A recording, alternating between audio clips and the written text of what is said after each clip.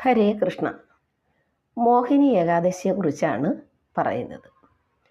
വൈശാഖ മാസത്തിലെ, അതായത് ഇടവ മാസത്തിലെ വെളുത്ത പക്ഷത്തിൽ വരുന്ന ഏകാദശിയാണ് മോഹിനി ഏകാദശി.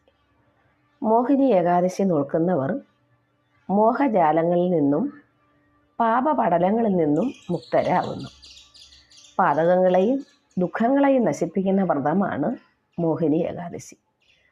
സീതാവിരഹത്താൽ ദുഃഖിതനായ ശ്രീരാമചന്ദ്രന് ദുഃഖശാന്തിക്ക് വസിഷ്ഠ മഹർഷി ഉപദേശിച്ചത് മോഹിനി ഏകാദശി വ്രതമാണ്. മോഹിനി ഏകാദശി വ്രതത്താൽ പാപങ്ങൾ നീങ്ങി വൈകുണ്ഠപ്രാപ്തി ലഭിച്ച ദൃഷ്ടബുദ്ധിയുടെ കഥ പത്മപുരാണത്തിൽ നമുക്ക് കാണാം. ഹരേ കൃഷ്ണ.